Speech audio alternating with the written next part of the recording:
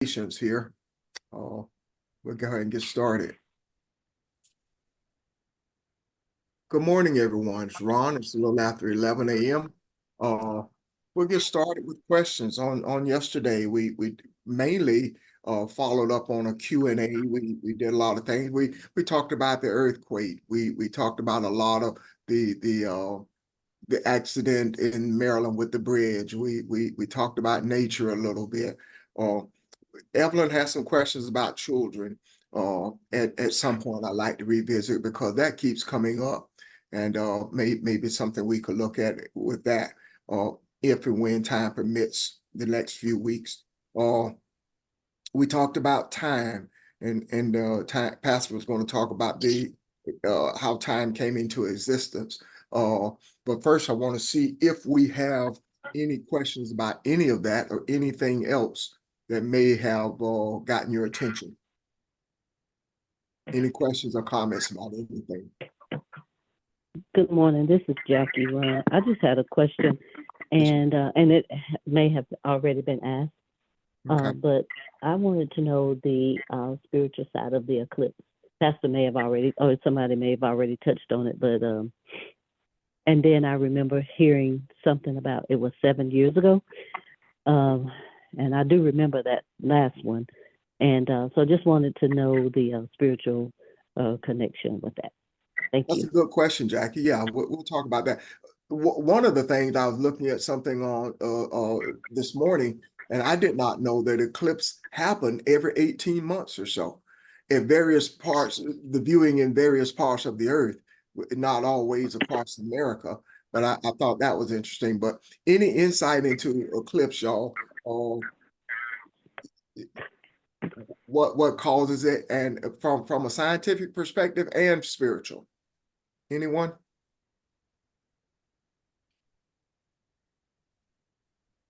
Yeah. Hey, this is Nick. Were you gonna say something? No, I'm sorry. I was clearing my throat. Okay. I think we mentioned this the other day, but scientifically, we probably are familiar with what it is. Spiritually, it is like I think the last time I said it was kind of like a sort of small version of what it means to be in a period of transition from one age to another, wherein during that transition there is a gap that needs to be sort of filled by the ones who seek light or hold light within themselves, because it is a period of the blocking out of light. So spiritually, hopefully that is a bit more straightforward. It's like a period wherein let's say an opportunity is created for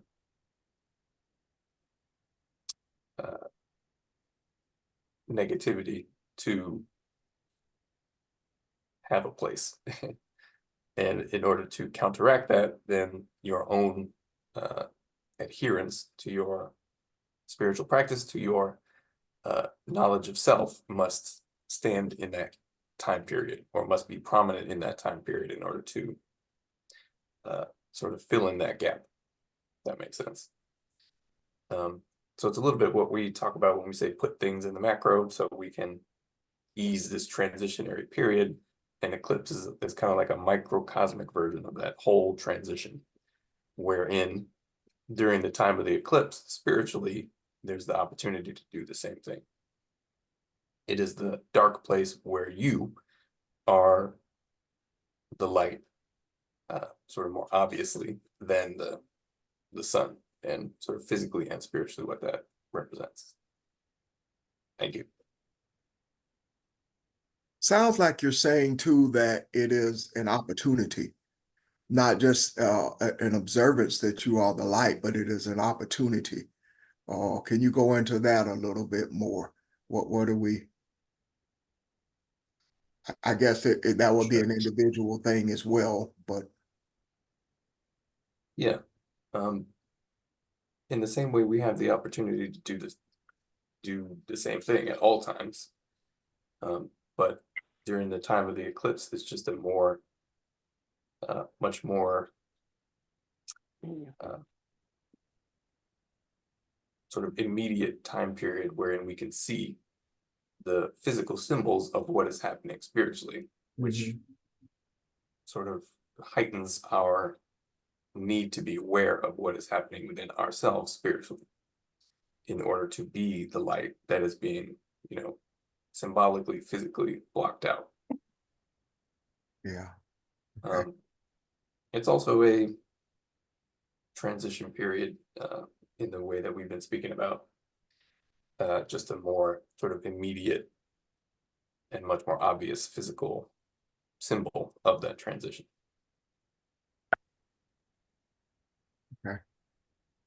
Thank you, Nick. Anyone have anything to add to that? Or something more that you see? I just have a question. We always say the moon represents feminine energy.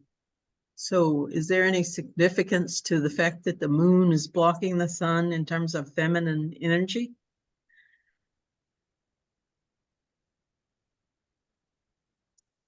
Anyone? I would say it does mean something in terms of the feminine energy blocking the sun, which is masculine. I think it speaks to the wisdom that permits the light and enlightenment to shine. I think it also represents the source of life coming from a dark womb. I also think it's a reminder of the prominent role, for lack of a better word, that is extremely, that is a necessity for femininity to present itself in a manner that it was created to, as opposed to being stifled. I think everything in the universe are reminders of what was, is, and shall be. So, if we look at this eclipse, what do? We see that this is a period for us to reverence, for lack of a better word, femininity, because it has been denigrated for so long. That's my take on it. A bit stumbly, but Can I add something, Pastor? Of Does course. anyone know off the top of their head the number 4? Because I heard this morning that the sun is 400 times larger than the moon, but because it's so far away, they appear to be the same size. And I meant to look up the number 4 and didn't think about it again until now that we're discussing this. But what is? George, are you on, George? Yes, good morning. Good morning. Can you hear me? Yes, sir. Yeah. Around the number 4, again represents creativity.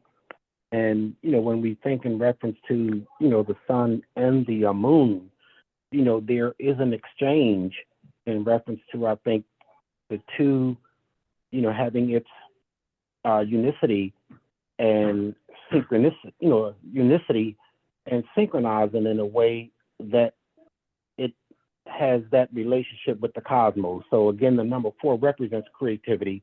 And I wanted to just mention that in terms of the number 4. Now, somebody, can you pull that together with what Pastor and Nick said? Creativity, that is the opportunity for us. Is that defining moment?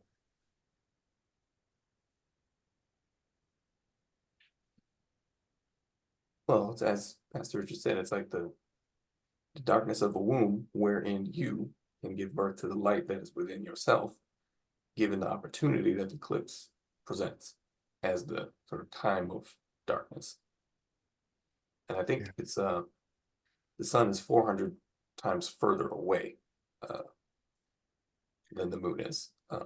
Yeah, both of those things are true. It's 400 times smaller and 400 times further away. And that's what made me think 4 has something, a very significant part of this. But you're right, yes. Yeah. Well, the sun is yeah, many millions of times bigger than the moon, but the 400 comes from the distance. The I do, yeah, I see it a little bit like on the Kabbalistic tree of life. The moon is associated with Yesod, which is sort of roughly speaking like what we think of as the ego. And the sun is Tiferet, which is the Yeshua, which is the balance, the beauty. So it's like the ego, in a way, blocking out the source of light, in a sense, which requires us to be that much more vigilant in maintaining our own connection and awareness. And yeah, I'm familiar with the understanding of the sun as being, or the way in which many ancient peoples thought of the sun and the moon as the masculine and feminine principles. But I would say that I believe there's more of a archetypal quality to the masculinity and femininity of these physical symbols. For example, there's a sun and a moon within each of us in that way. But anyway, yeah, thank you. Thank you.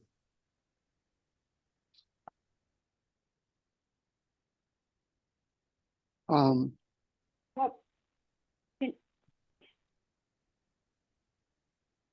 go ahead. And I was going to ask Pastor Jay, once y'all finish, can you elaborate more on the dark wisdom, the darkness of the moon, please?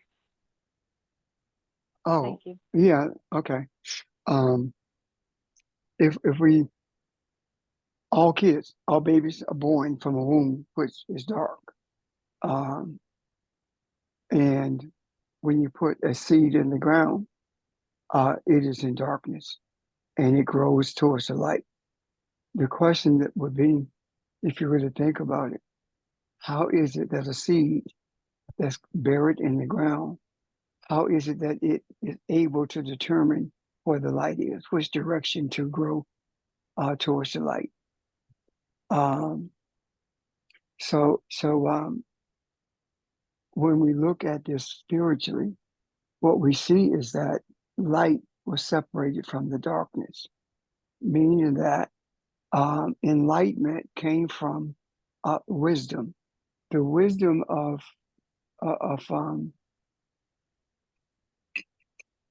let me say the scriptures just for sake of understanding.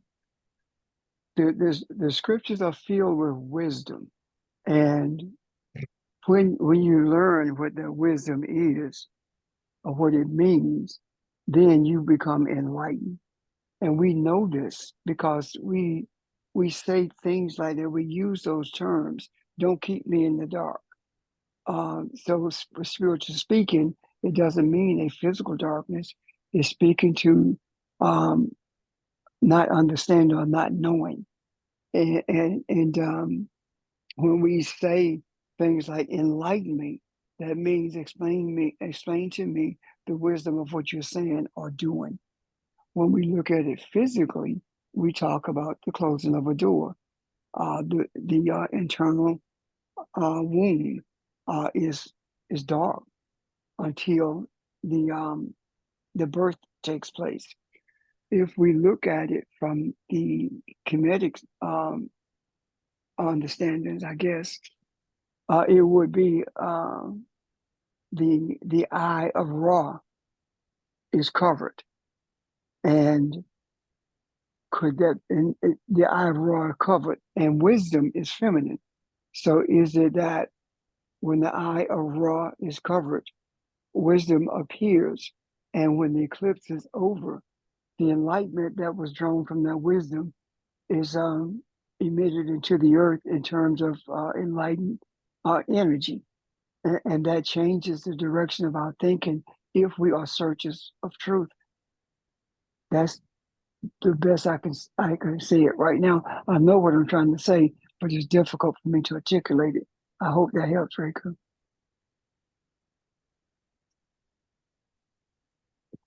So is the eclipse, the moon and the sun, the eye of Ra,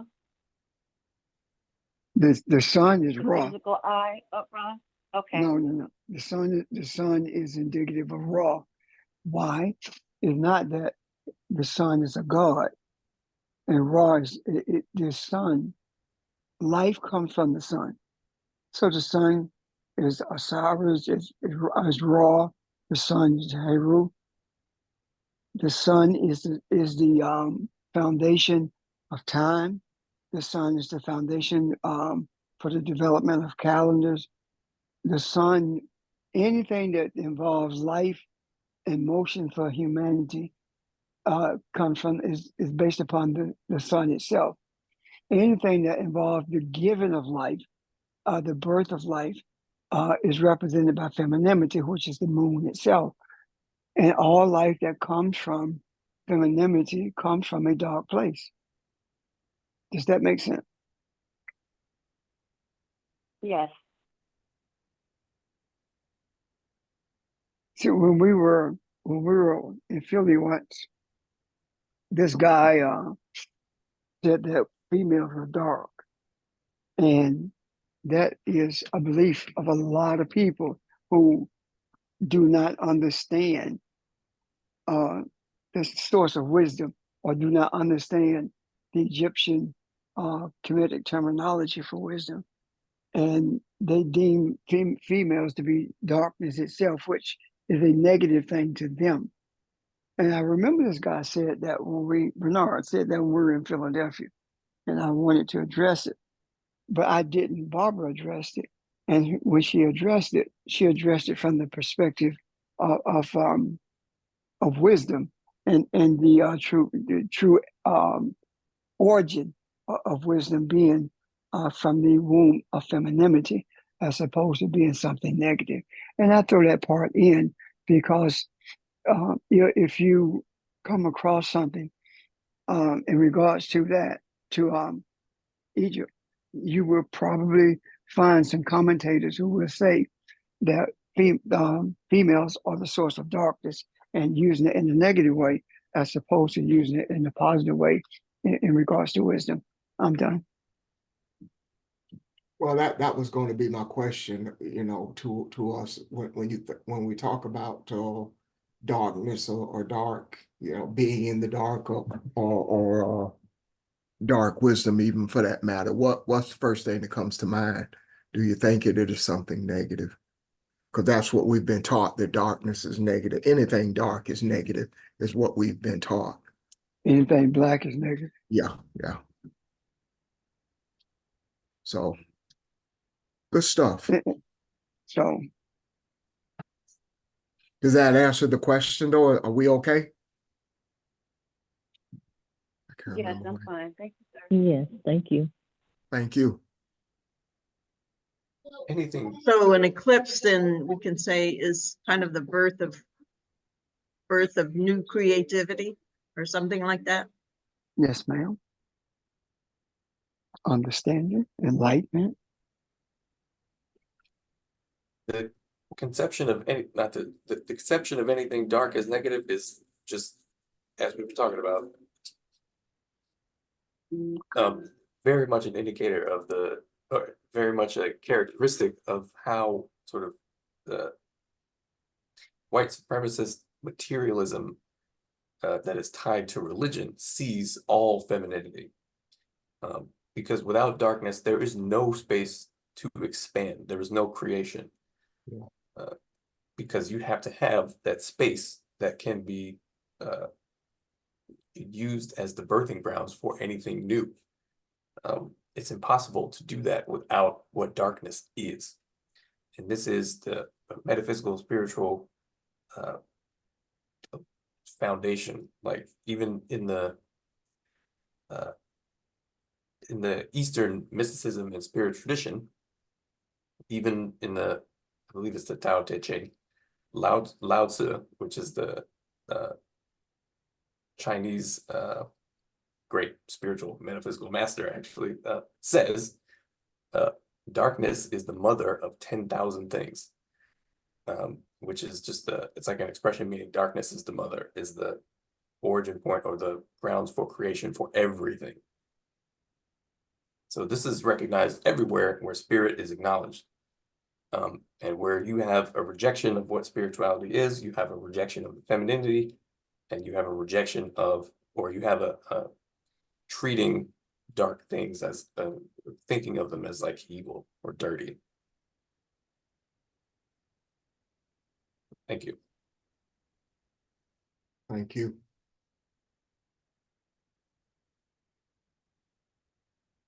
Do you guys ever consider the fact that does the universe talk to us, and how? Example, we constantly talk about things that happen universally, whether or not it's the lining up of the planets, whether or not it's the eclipse or something else going on, and we see those as signs or forms of communication that gets our attention, as we just defined the eclipse as what has been said. We have opportunities anyway to have eclipses every day. It is a spiritual thing that brings about awareness as well as an awakening in us, and it is an opportunity. So I don't think any of these things are a coincidence as they pop up and as we see them and take notice of them. Any thoughts on that?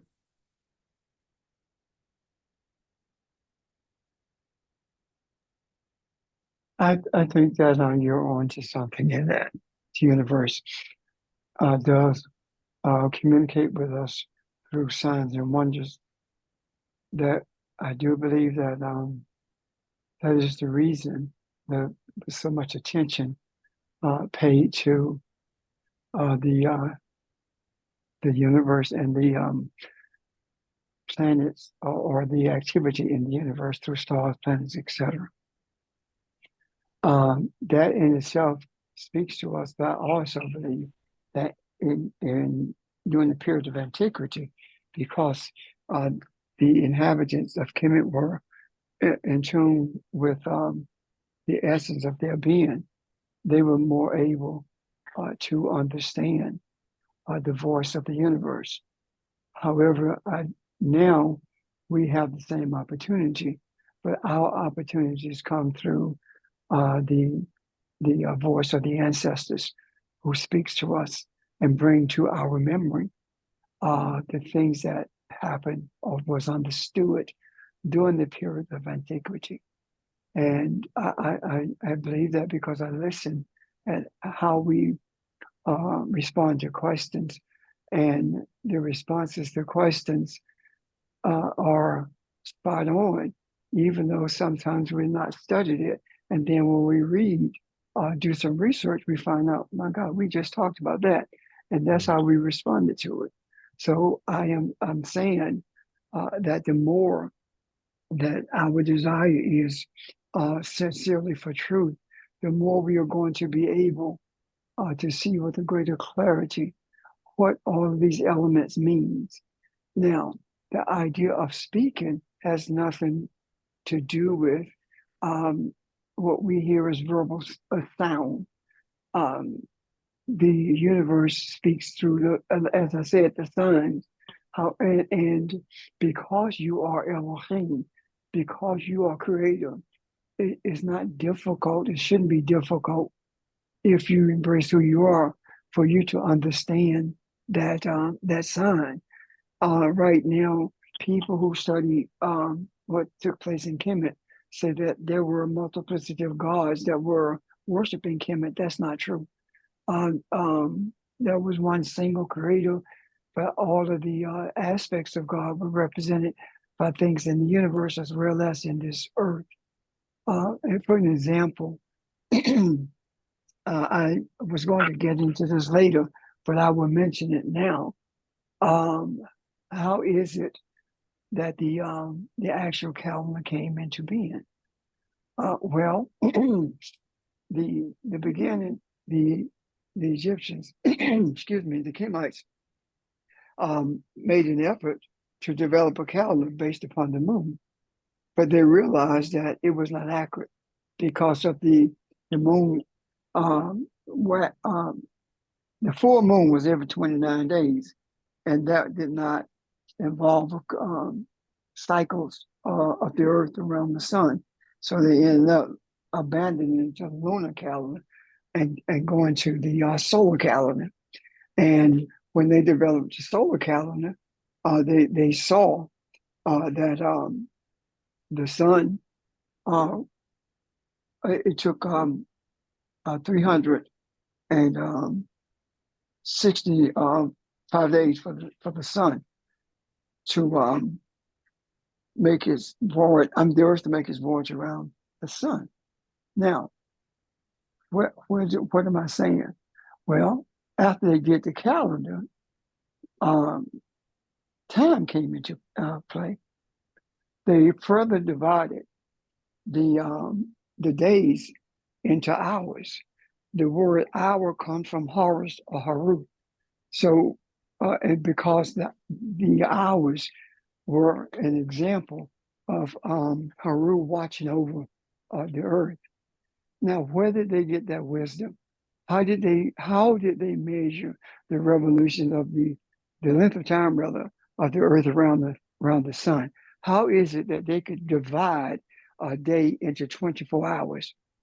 And according to what we've been taught, they had such crude instruments. So how was they able to do that? And even if they had instruments to do it with, who showed them how to use those instruments? It wasn't that some alien came and showed them how to do that. You know, you look at History Channel, now it's talking about aliens came and they helped them build the pyramids. Anything to keep that from the African. So how did they do it? They did it because they knew they were God. Think about it. Think about it. The priests and priestess, because the priests in Kemet were male and female, they had the power to anoint the king, the pharaoh, the leader, the Biti, B-I-T-Y. They had the power to anoint the Biti to be the God over the nation, meaning that they knew that they were gods, but they anointed the leader to be the God over the nation. What that means, that sounds benign, but that means that because they recognize who they are as God, they were able to have a mind meld where the mind of the creator of everything that is was also their mind as well. And that is how they were able to understand how to do not just a calendar, but to divide time into 24 hours. And the time was synchronized throughout the nation. The synchronization of time in America did not come until the advent of trains in America. And that's when they made attempts to synchronize the time. If you look at the Julian calendar was so far off, it was ridiculous. Cleopatra took her scientists into Rome and they tweaked the Julian calendar to make it more accurate. They meaning the inhabitants of Kemet, the Africans did that. So if we truly believe that we are God, then we have the opportunity rather to be able to do the same thing. We can have a mind meld with our Creator to the extent that we make it more true to us that the spirit man knows all things, meaning that the spiritual man has all types of experiences that is necessary for that spiritual man to be God in this earth. Does that make sense? And I know I said a mouthful. It does make sense. And because after this discussion that we've been having, I don't think it's a coincidence that we're having the eclipse, and then we as a group we're coming into a new understanding of things. So I don't think that's a coincidence. It's kind of a sign of a new enlightenment, Yeah. if you will. Thank you. Additionally, if I could add something, Pastor, you just talked about the priest and priestesses being attuned to, and back to Ron's question about does the universe speak to us? Yes, indeed, it speaks to us when we are attuned to, we are vibrating at the frequency that it vibrates. In other words, we see things, but there are a lot of things that we see with the eyes that we can interpret with the eyes, but because we are in tune with, synchronized with, in vibration with, on the same vibration with the universe, that's when we can rightly divide what it is the eyes see by interpreting it through the eye. In other words, there's no way that we could have gotten to the understanding of the spiritual meaning of eclipse without being able to listen to how the universe communicates with us. You also said something about a mind meld. That means our minds are one, interacting with each other. And so that too is how the universe speaks to us when we have ears hear and the eye see. Thanks. Thank you. Thank you. Awesome. Anyone else? Does this make sense? Any questions or comments?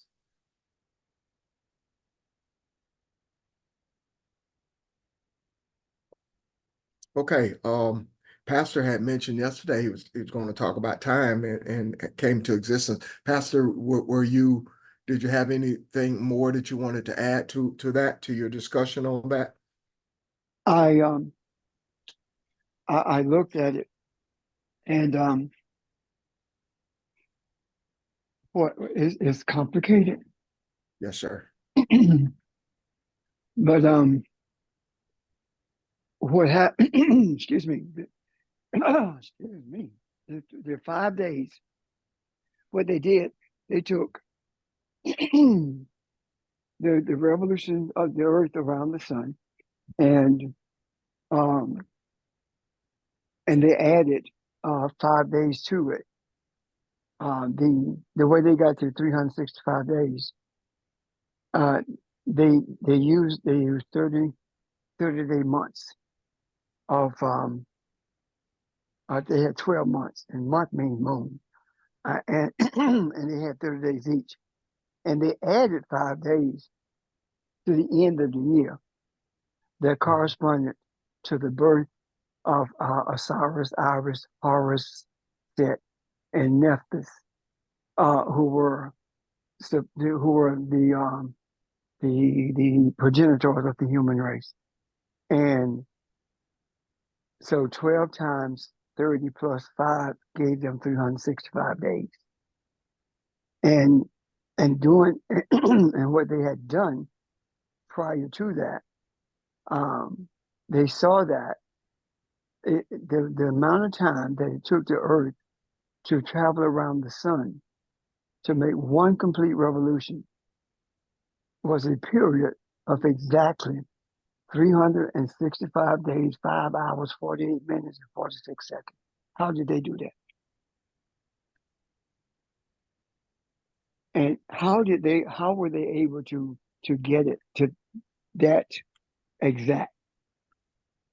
Anyway, so what I'm saying in essence is the calendar of Kemet preceded every calendar, and and the calendar, the Romans and the Greeks found that the calendar was too complicated for them, so they developed their own.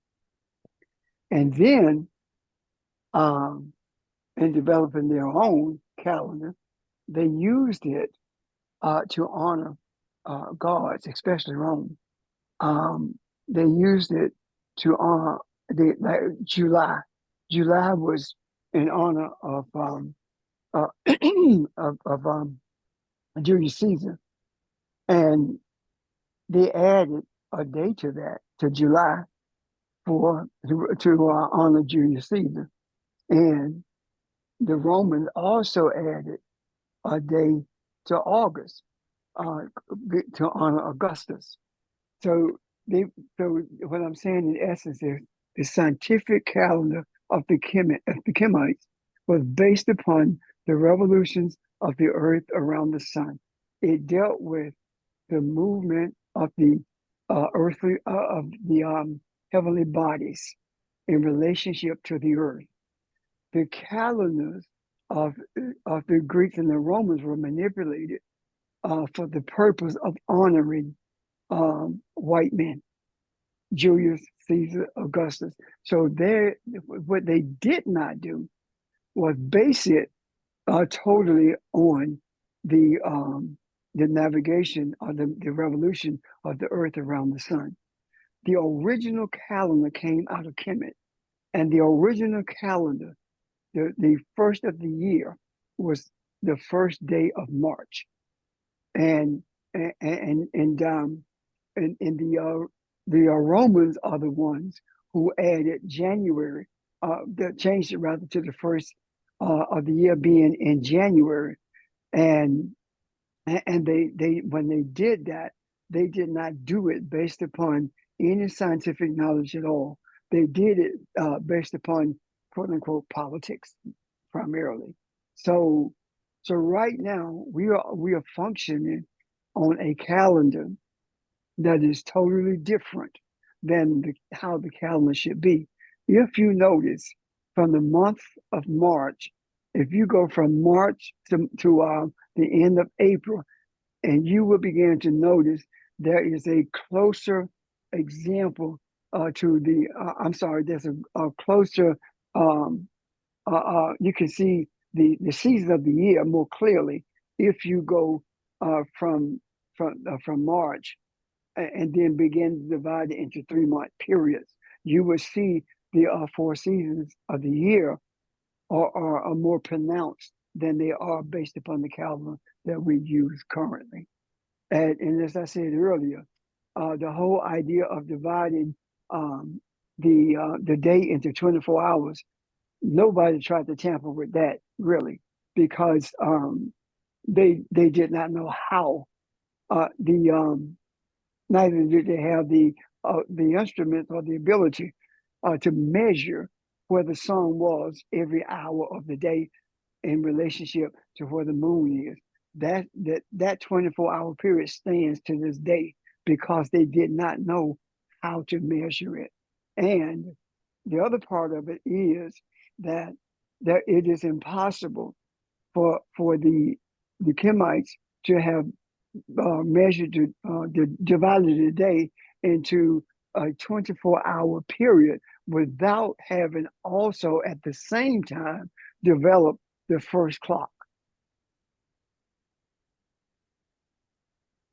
So the clock, the most accurate calendar, and time itself had its birth in Kemet. I'm done, I think.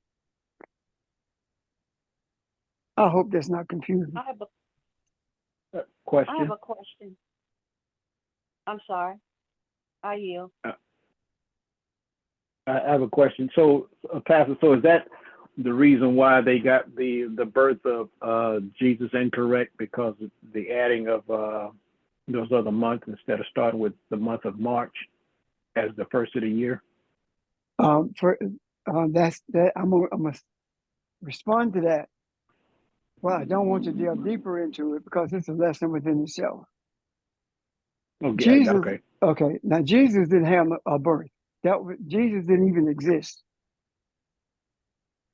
That is something that was made up during the Nicene and the Chalcedon, what they call that, councils of the Catholic Church. The 25th was chosen because that is when the sun begins its trek north.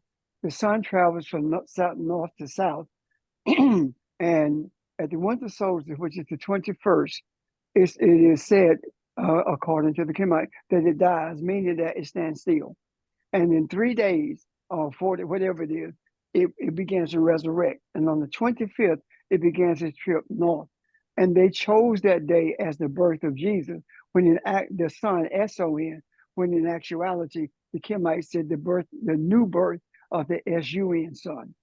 So that correlation between Jesus and the sun, the sun, S-U-N, is correct. But the birth of Jesus is not correct.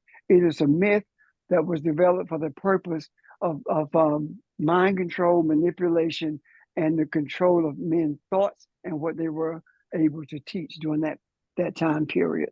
Christianity grew from a desire to control humanity. It had nothing to do with spirituality at all. Zero to do with spirituality. And I'm not trying to be offensive to anyone.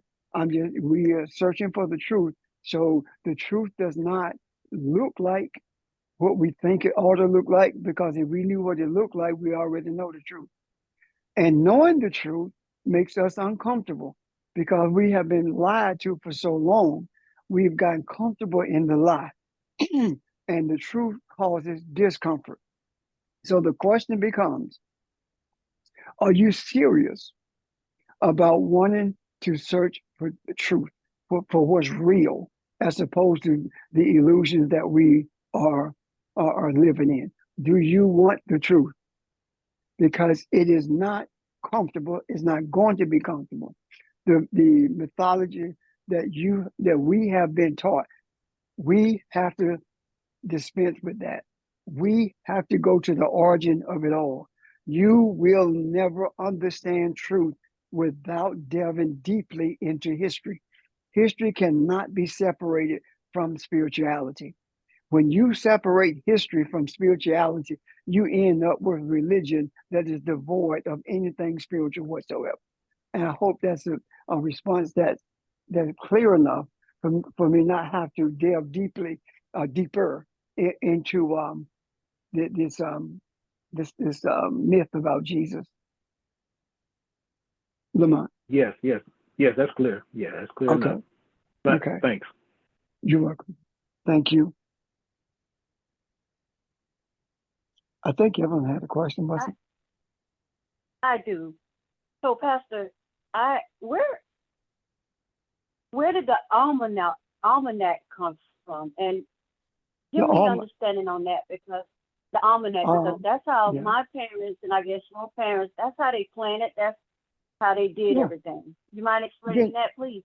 Benjamin Banneker wrote the first almanac. I think I got the right person. But anyway, if you read the almanac as it was written then, you will find that it is inextricably tied to the Kemetic calendar for agriculture. And quite frankly, the whole zodiac came out of Kemet, and the whole purpose for it was to know when to plant, to know when the flooding of the Nile was going to take place. So how did Benjamin Banneker write that almanac, and it coincides with the agricultural calendar for what happened in Kemet? It had to be because, as we spoke about earlier, the universe speaks to us. And he saw that. How did he see that? I don't know. He saw it the same way that Imhotep saw internal medicine and all the other things that he saw. He saw it the same way that George Washington Carver looked at a peanut and saw all that he saw. So all of these things are innate within us. The question is, are we open to them? Because when you consider what George Washington Carver did, he did something that no one had done before. He saw something that people would have told him he was crazy, that it couldn't be possible for him to do what he did with the peanut. However, during the course of his walks in the early morning and the late evenings, that's when he got his inspiration to do what he did. So where did that inspiration come from? The voice of the universe speaking to him, voice of the ancestors speaking to him. That's the only explanation that I can see possible for him to have been able to do that. Did he see himself as being God? No, he didn't, because he believed in Christianity. But at the same time, he knew that it was something greater than him that was guiding him through his quote unquote scientific studies. I'm done. Evelyn, does that help? Yes, I just wonder because that's how my mom and dad, they were planting, and our parents, and I don't know, it just, I always wonder where it came from. That little book, it wasn't a thick book, it was just a little small book. Yeah, I'm familiar with that. I'm very familiar with that. Yeah. Benjamin Banneker, the same one, the black guy, the African guy, who actually laid out DC. He designed DC. Lafayette got credit for it, but Benjamin Banneker is the one who did it. And also, Pastor Richards, Benjamin Banneker had direct descendants from the Dogons, and so I'm pretty sure that had some revelation to his wisdom. That goes to ancestors again, because the Dogon he understood was, go ahead. And he understood astrology too. Yes. And the moving of the stars.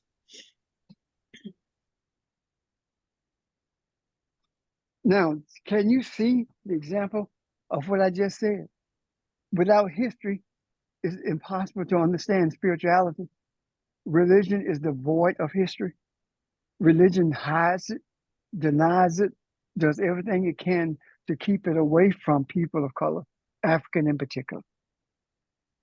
If you don't know history, you don't know spirituality.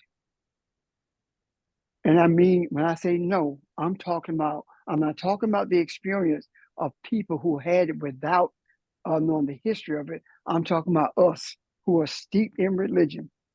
We are so steeped in religion until it's impossible for us to search for truth without having to delve deeply into history in order to find that truth within us and to see the spiritual essence of who we were created to be.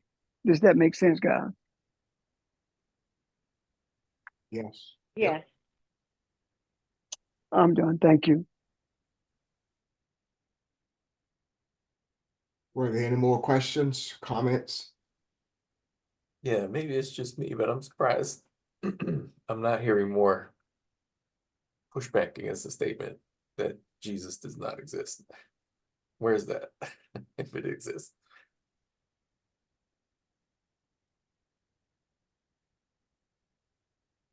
Nobody? Okay. Nick, what were you asking? I was asking if anybody had any feelings about the statement that Jesus does not exist, Oh, okay. and wondering where that was. Unless everybody's cool with that, which is fine.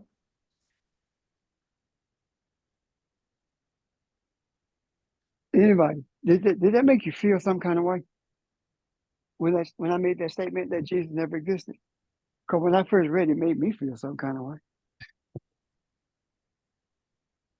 I'm not gonna lie to you. There are a lot of things that I have been shown and researched and saw it to be real about in relationship to Christianity that brought some discomfort to me.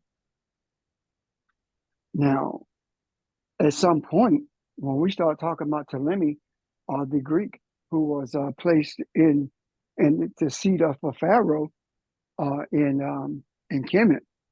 When we start talking about Ptolemy, and then seeing that the bust of Ptolemy looks exactly like the Jesus that the Catholic Church created, and that the first Christians were called Christians because Ptolemy, the Greek, said that his followers were Christos, were Christian. That's where the word for Jesus Christ came from. For Christ it came from there. And the followers that are called Christians now are no different than Ptolemy, the Greek, having his followers be named as Christians.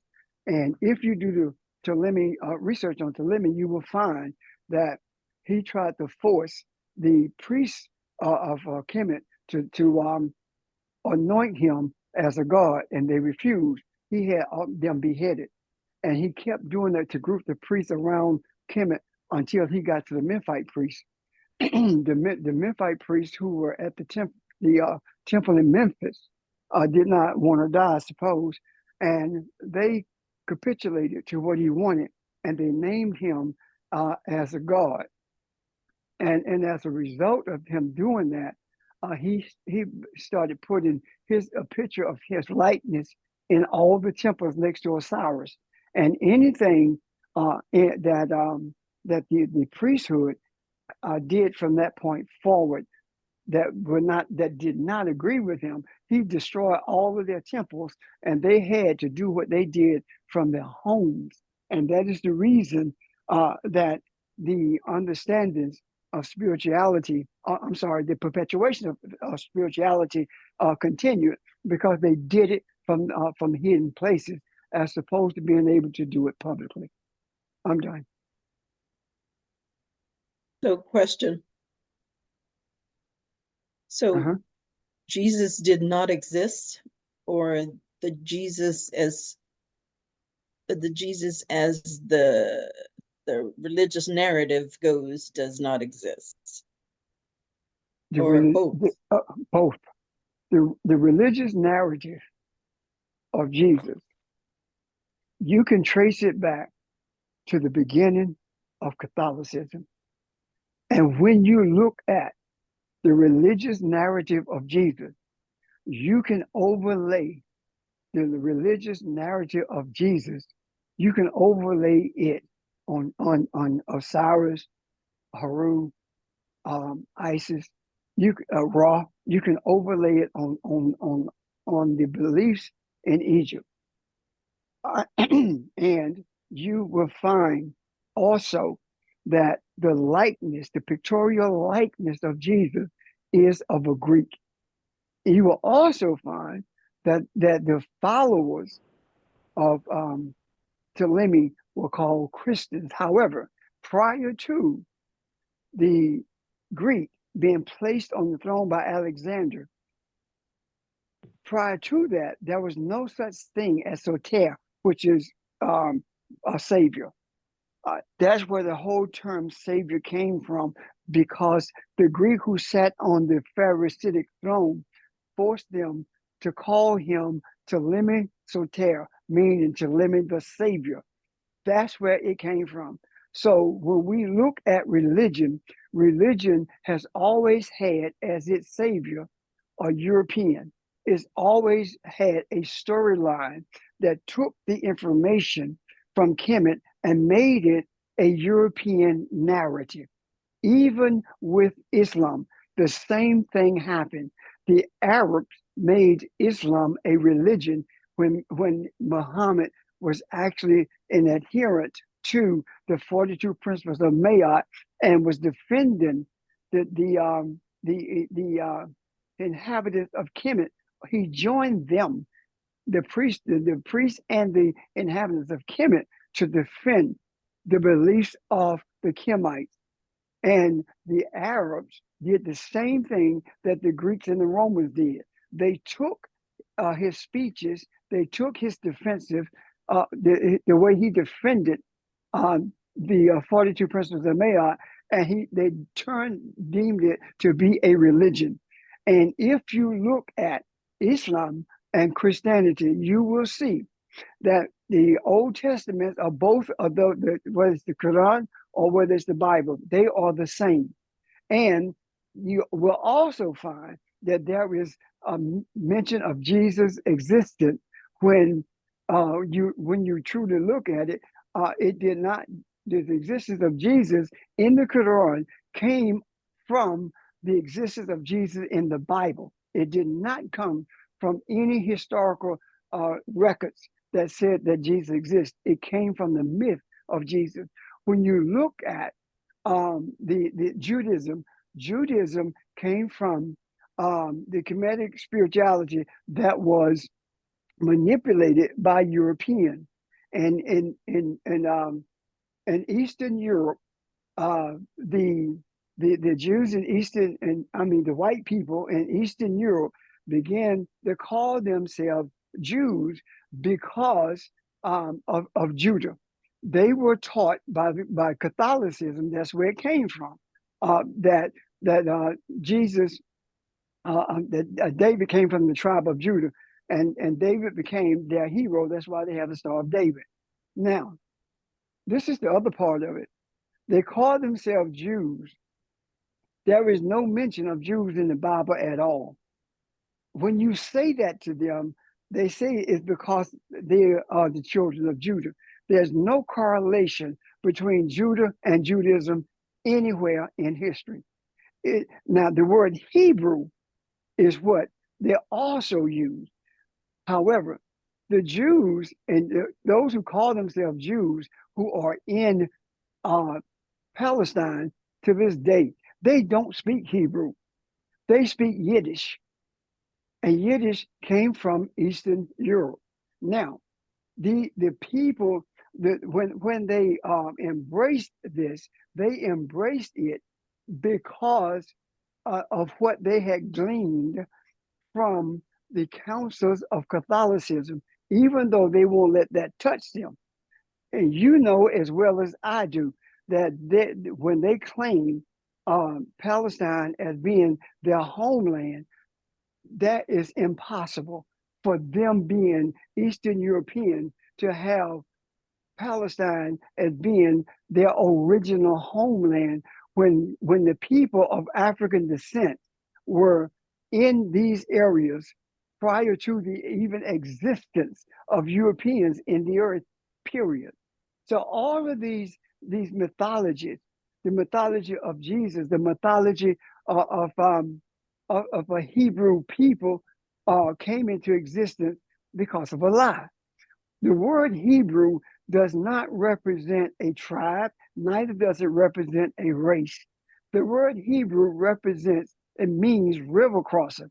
And a river crosser is one who crosses from one life into another, meaning that it leaves a life of secularism and enters a life of spirituality. It begins to see who it is, and as a result of that, it no longer depends on what its eyes can see. It depends on what its eye, the experiences that the eye gives them. That's the difference. If we were to take all the names in the Bible and take all the proper names out and insert what they mean in those scriptures, it would be a perfect overlay to what took place in Kemet. And the meanings would be totally different than what we have been given. There are aspects of the Bible that still guides us back to Kemet. And the aspect of the Bible that guides us back to Kemet are those aspects that were missed during that 1,000-year period between 451 and 1454, when the Ginsburg Bible was written. During that 1,000-year period in there, that's when the Bible was being brought into existence based upon them gleaning everything they could from the actual scrolls that were Kemet, that were Egyptian or Kemet in principle. That is the reason no one is permitted to see anything that's in the dungeons of the Vatican, because every bit of it comes from Kemet. All of it comes from Kemet. None of it comes from Jerusalem. I'm done. Thank you. I hope that answered the question. And I didn't intend to get into that, but however, here we are. I'm done. Um, I think you touched on it and you may have explained it satisfactorily, but I want to make sure that it's clear. The principles of the scripture can still apply or can still be, but what I'm saying is those who had the idea to manipulate scriptures and change things and add things did not have the foresight to see spiritual things. So the spiritual messages and a lot of it still applies, as you say, as you can take the names out, or you see things that they did not know existed in the scriptures, or how to remove them all together. Or had they known, then the whole thing would have probably have been destroyed. But as we have the desire then to pursue truth, we are being able to separate then those things that have been added from those things that may have some type of enlightenment in it for us to glean from. And I hope I said that right, but can you, am I correct in that, Pastor? You are. It's like a sifter. You have to sift through it, or it's like separating the wheat from the chaff. Yeah. That's what you're doing. The separating the wheat from the chaff is like in the writings of Paul. The Catholics wrote Paul, that book, all those letters. They wrote all those epistles, and even in the writing of those epistles, there are sprinklings of truth in them, but they are just enough in order to draw people in. And there are truths in them that, as you said, they did not know how to remove them. So they pulled truths from the writings in Kemet as they were putting together this thing that we call the Bible. Bible simply means books. And they attributed all of this to a European called the first five to a European called Moses. That's crazy. Yeah. There was no European called Moses. There was not even an African called Moses, for the matter. And the whole story about this enslavement of the Hebrews in Egypt is not a reality.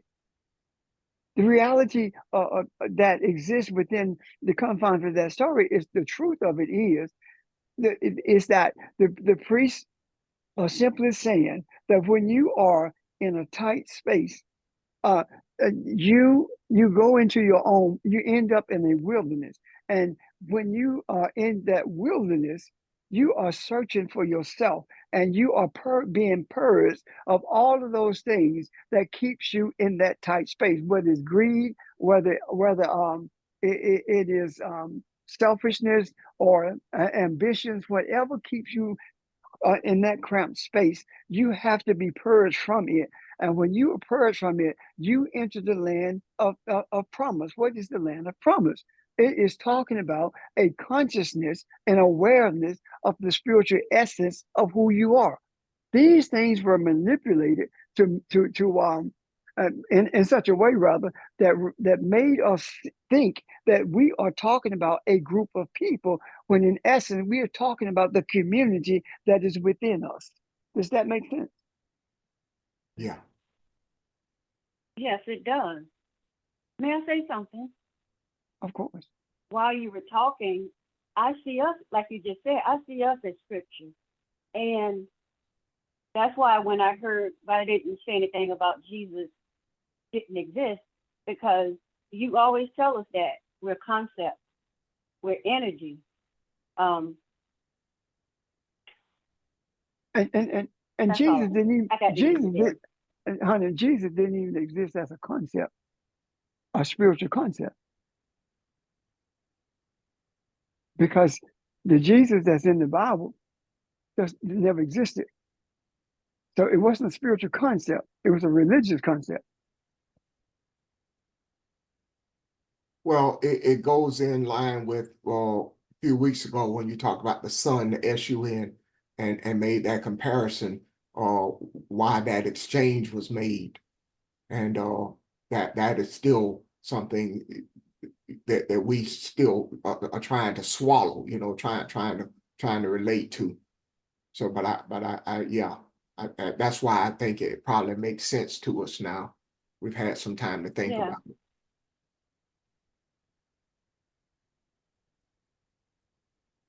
I'm done, unless there are questions or comments.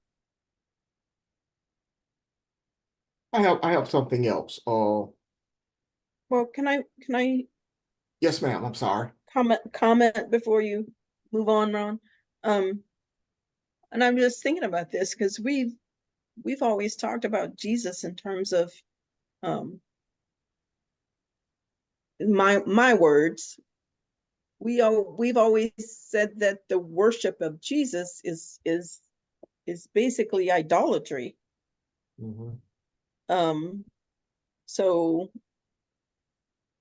So the concept of kind of moving Jesus out of the way is kind of in our minds because we've had that discussion. So, and I'm reading this book about called the Jesus Papers, but it's written by a biblical historian, and in his research he has found no evidence of a person called Jesus during that time of the Roman period in Jerusalem and all of that. There's he's found groups of people like the Zealots who were fighting against the Romans and Essenes and all of that. But he finds it strange that if this person, Jesus, was so important at the time, why is there no mention of him at all in any of the Roman documents or any mention? Like Josephus never mentioned him. Pliny never mentioned him. So all these early historians never mentioned anybody called Jesus. Yeah. In that regard. So, yeah, I mean, it's a hard thing to wrap your head around. Yeah.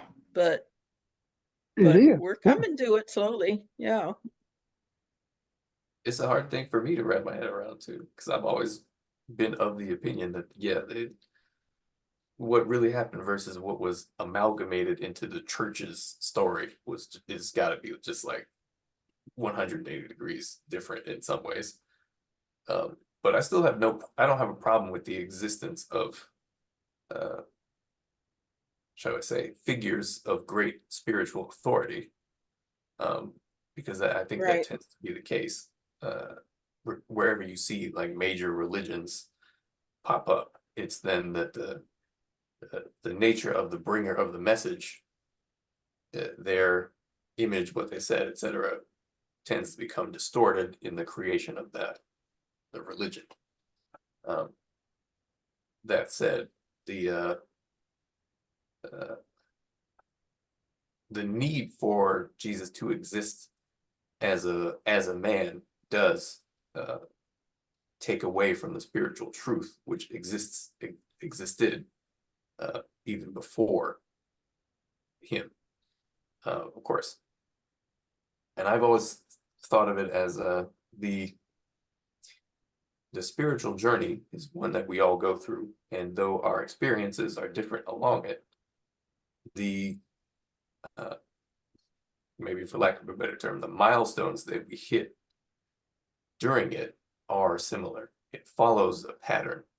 Yeah. And that pattern, maybe the oldest one in this cycle of history, is the one that is described by in Kemet. So when we see spiritual figures, wherever they pop up, doing similar things, then I can see how it's easy for that story to be sort of more neatly wrapped up by any sort of religious institution that wanted to control that information. Yeah, control the narrative, yeah. Yeah. Yeah, it is interesting because there are sort of more apocryphal accounts of the man Jesus, whatever it was, doing things like journeying around the world and going to Egypt and being initiated in the mystery system in Kemet, and going other places in the world and doing similar things. So it's an interesting. I would say it's very significant the amount of all those different kinds of things, those different concepts were wrapped up in that same story, which was put together by the church for the purpose of creating something that was coherent, which is more useful for them to use for purposes of control. But anyway, yeah, thank you. I got it. Pastor texted me a minute ago that he has to go, but I want to continue this study. I want us to pause right here, but a couple of things I want to mention. You guys just brought up something that I like to discuss further if we could, because when you read about Cush, you read about Kemet, a lot of the gods and stuff were kind of hard for me to see. I understand them, but I could see them without the picturing them in my mind. A human body with a male, a head of a man, or a bird representing this or that. So at some point, did people need to see pictures of themselves in order to understand? Do we see in pictures and did this make it easier? That's one part. I wanted to, we can probably continue this tomorrow if you guys are going to be on. The other thing I wanted to ask, that hopefully we can continue on. And part of Pastor's discussion when he got into the time thing, he mentioned the deities of God of Cush being male and female, if I heard that right. And I wanted to go back into that a little bit. And is that part of the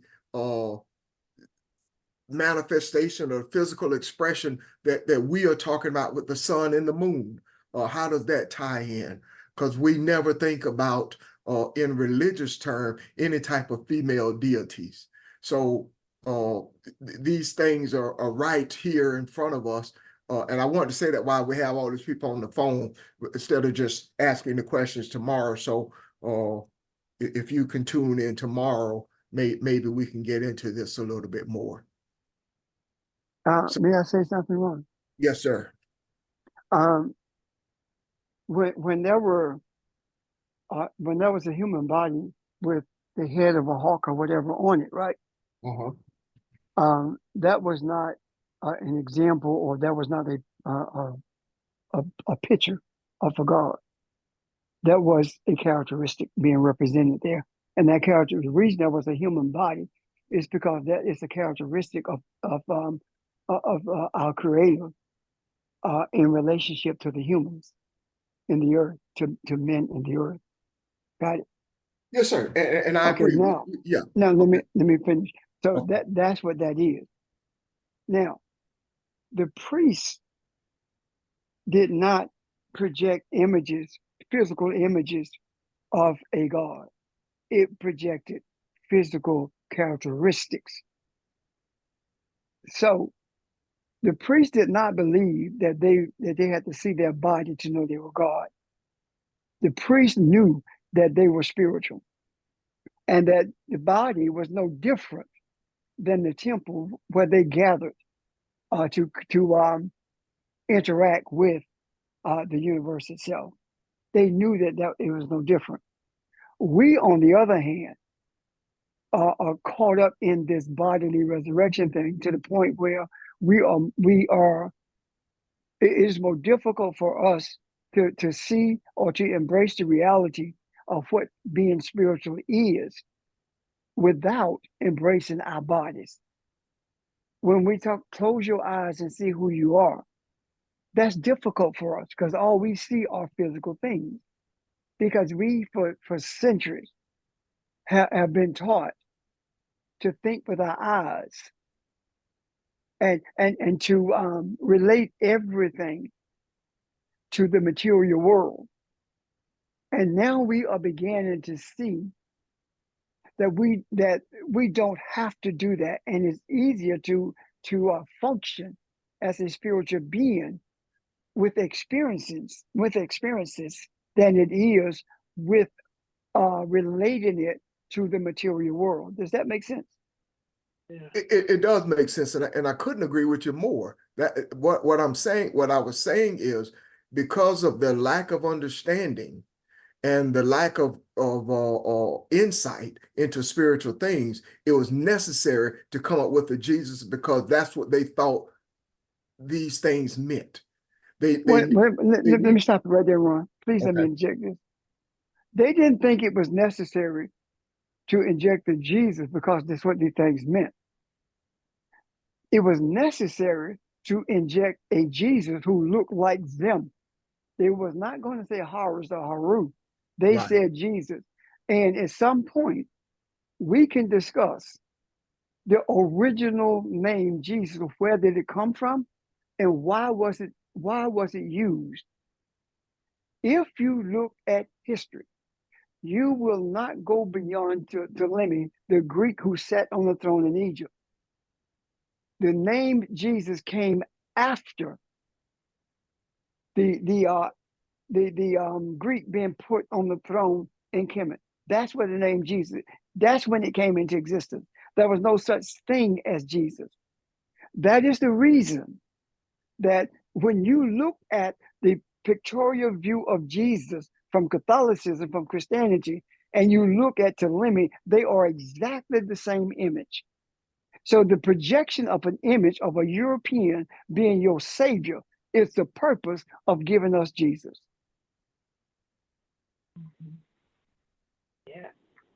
Quick comment. I've heard that the name Jesus actually means Hail Zeus. It is. Okay.